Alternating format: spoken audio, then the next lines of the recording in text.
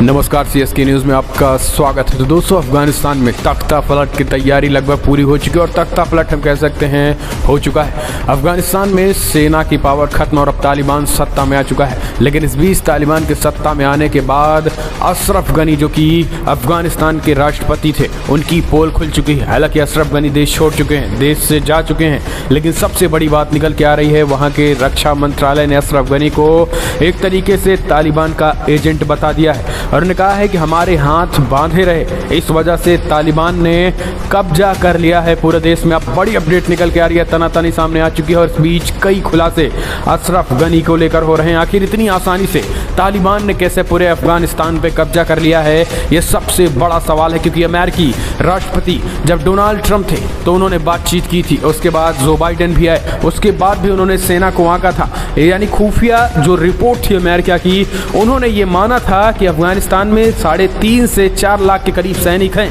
वो किसी भी कीमत पे तालिबान को सत्ता में आने नहीं देंगे। लेकिन जितनी तेजी के साथ हुनान फानन में तालिबान ने सत्ता पर काबिज किया है, ये अब अशरफ गनी पर सवाल खड़े होने शुरू हो चुके हैं। और आखिर कैसे अमेरिका एक तरीके से दुनिया भर की तमाम सेनाओं के अभी 15 से 20 दिन भी नहीं हुए निकले और आज पूरे तालिबान में, पूरे अफगानिस्तान में तालिबान सत्ता में आ गया है। अब इसका खुलासा कोई और नहीं बल्कि अफगानिस्तान की सरकार में रहे रक्षा मंत्रालय ने कर दिया है। रक्षा मंत्री ने कहा है कि अशरफ गनी ने हमारे हाथ बांध रखे थे, हमें पीछे ढकेल रखा था, इसलिए आज तालिबान का कब्जा हुआ है। जी हाँ, अफगानिस्तान में तालिबान की सरकार बनने वाली है और राष्ट्रपति अशरफ गनी, उपराष्ट्रपति अमीरुल्लाह सलाह देश छोड़कर भाग गए हैं। इसके बाद अफगान रक्षा मंत्री जनरल बिस्मिल्लाह मोहम्मदी ने सोशल मीडिया पर अपना दर्द जाहिर किया है। उन्होंने लिखा है कि हमारे हाथ पीछे बांधकर देश को बेच दिया गया है। ऐसे अमीर लोगों को उनकी गैंग पर लालच है। माना जा रहा है कि इनका इशारा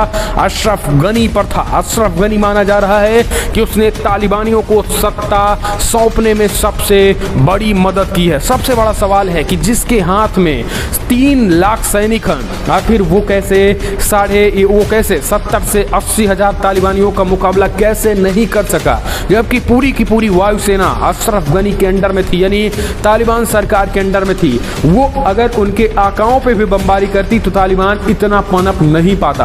आखिर कैसे हुआ ये सब कुछ, और इसी को देखते हुए अब वहाँ की रक्षा मंत्रालय ने अशरफ गनी की पोल खोलनी शुरू कर दी है।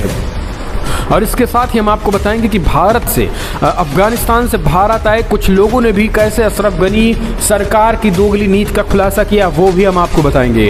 अफगानिस्तान में तालिबान की सरकार बन चुकी है और अशरफ गनी और उपराष्ट्रपति भाग चुके हैं। अब इस बीच रक्षा मंत्रालय ने उनके बड़ा खुलासा कर दिया। दरअसल उपराष्ट्रपति अमीरुल्लाह सलाह देश छोड़कर भाग गए हैं, लेकिन रक्षा मंत्रालय के बिस्मिल्लाह ने कहा है कि फिलहाल सरकार ने किसी भी कीमत पे, हमने तालिबान पर कई बार एक्शन लेने की सोची, लेकिन उन्होंने प्लान बदल दिया और तालिबानियों पर एक्शन ना लेने की बात कहते रहे। उन्होंने ये कहा कि तालिबानियों पर एक्शन लेंगे तो पूरे देश भर में तालिबानी उग्र हो जाएंगे। इस तरीके से अफगानिस्तान की सेनाओं को भी अशरफ गनी डरा कर रखे, स्वयं डरे, सेनाओं को भी डराया। इस डर की वजह से आज तालिबान सत्ता में आ गई है।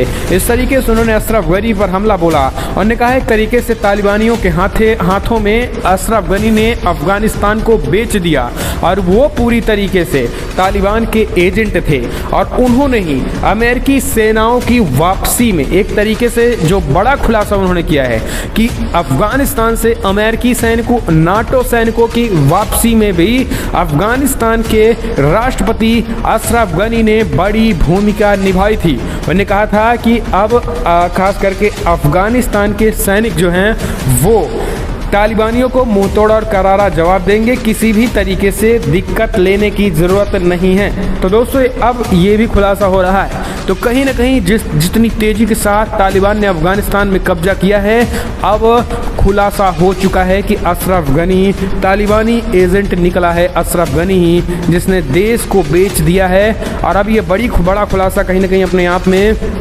करारा जवाब है अशरफ गनी समेत तमाम देशवासियों के। इस बीच एक और जो बड़ी अपडेट निकल के आ रही है दोस्तों, हम आपको बता दें कि तालिबान के आतंक के बीच काबुल और दिल्ली के बीच सभी उड़ानें रद्द कर दी गई हैं। संकट में भी भारतीय फंस चुके हैं, लेकिन सबसे बड़ा खुलासा उन भारतीयों ने किया है जिन्होंने अशरफ गनी पे हमला बोला है। उन्होंने कहा है कि तालिबानियों तो छोड़े, अशरफ गनी की सरकार कोई मदद नहीं कराई। उन्होंने भारतीयों को मानो एक तरीके से वो चाहते हो कि भारतीय जो है वो देश छोड़े। जी हाँ, वो इस तरीके से उन्होंने कहा कि वो चाहते थे कि भारतीय जो है वो देश छोड़े, इसलिए उन्होंने कोई मदद नहीं की। जहाँ मदद सैनिकों का हो सकता था वहाँ पर भी भारतीयों की कोई मदद नहीं की जा रही है। और जो भारतीय फंस रहे हैं उनको तालिबान एक तरीके से गोली मार दे रहे हैं। कितनी भारतीयों को तो तालिबानियों ने गोली मार दी है, कितने हिंदुओं की कुछ पता ही नहीं चला है। वहाँ की मंदिरों, वहाँ की गुरुद्वारों पर कब्जा किया जा रहा है। तालिबानी राज ना लाकर पूरे इस्लाम राज्य ला रहे हैं, ताकि वहाँ के जो विदेशी हैं वो अफगानिस्तान छोड़ दें, जो अफगानिस्तान की विदेशी सेना है वो अफगानिस्तान छोड़ दें, जो हिंदू हैं वो अफगानिस्तान छोड़ दें, जो सिख हैं वो अफगानिस्तान छोड़ दें। केवल एक इस्लामिक स्टेट के रूप में अफगानिस्तान उभरे। अब जो बड़ी खबर आ रही है वो ये है कि तालिबान तो अब वहाँ का झंडा और अफगानिस्तान के नाम में भी बदलाव करने की तैयारी कर चुका है। तो ये हालत हो चुकी है दोस्तों। लेकिन अब अशरफ गनी की भी कहीं ना कहीं पोल खुल चुकी है कि अब लोग अफगानिस्तान की सेना पे सवाल खड़े कर रहे हैं कि आखिर क्या इस तरीके से अशरफ गनी और अफगानिस्तान की सेना यही है, क्या इसी तरीके से इस काम चलेगा। तो ये एक बड़ा खुलासा कहीं ना कहीं हुआ है। इस बीच आपको बता दें कि अफगानिस्तान के राष्ट्रपति भवन पर भी तालिबान ने पूरी तरीके से कब्जा जमा लिया है। तालिबान ने दावा किया है कि अराजकता रोकने के लिए वो काबुल में घुसा है। और इधर अफगानिस्तान के राष्ट्रपति अशरफ गनी देश छोड़ चुके हैं। इसके अलावा कई और सांसद भी देश छोड़कर जा चुके हैं। वहीं तालिबान विद्रोहियों के डर से आम नागरिक भी अफगानिस्तान छोड़ रहे हैं। काबुल एयरपोर्ट पे बड़ी संख्या में लोगों की भीड़ देखी जा रही है। कई देशों के अधिकारी भी काबुल एयरपोर्ट से रवाना हो गए हैं। तो भगदड़ पूरी तरीके से मची है। हम कह सकते हैं कि अफगानिस्तान में आज हालात ये हो चुके हैं कि अब यूएनएससी की आपात बैठक भारत की अध्यक्षता में बुलाई जा रही है। काबुल एयरपोर्ट पर गोलीबारी के बाद मची भगदड़ के बीच भारत की अध्यक्षता में यूएनएससी की आपात बैठक बुलाई जा रही है। अफगानिस्तान में तालिबानियों के कब्जे के बाद काबुल में हालात और बुरे हो चुके हैं। काबुल एयरपोर्ट पर फायरिंग के बाद भगदड़ मची हुई है, जिससे कई लोग के घायल होने की भी खबर है। फिलहाल अमेरिका ने काबुल एयरपोर्ट का अपने कब्जे में ले लिया है। अफगानिस्तान के राष्ट्रपति भवन पर तालिबान ने पूरी तरीके से कब्जा जमा लिया। तो ये हालत खराब हो चुकी है दोस्तों। इस बीच हमने आपको बताया कि कैसे अशरफ गनी पर यह खुलासा हो रहा है। गनी ने कहा था कि लोग घबराए नहीं, फिर भी उन्होंने देश छोड़ दिया है। आपको बता दें कि रिकॉर्डेड संदेश में लोगों से कहा था कि वो ऐतिहासिक मिशन के रूप में है। मैं ये सुनिश्चित करने की कोशिश कर रहा हूँ कि थोपा गया युद्ध अफगानिस्तान के लोगों को और न मारे और पिछले 20 सालों की आपकी उपलब्धियों को नष्ट ना करे। गनी ने कहा है कि मैं आप सबको विश्वास दिलाता हूँ कि आपके राष्ट्रपति के रूप में मेरा ध्यान अस्थिर हिंसा और लोगों को विस्थापित को रोकने पर है। हमने देश विदेश में बड़े स्तर पर विचार विमर्श करना शुरू कर दिया है और हम इसका परिणाम जल्द ही जनता के सामने करेंगे, लेकिन स्वयं देश छोड़ना पड़ गया। तो अब जनता पूछ रही है कि आखिर अफगानिस्तान की सेना क्या कर रही थी। अगर अफगानिस्तान की सेना में दम नहीं था तो अफगानिस्तान की जनता थी, उनको एक तरीके से ये चीज़ें करनी चाहिए थी। तो ये बड़ा हमला उन्होंने बोला। तो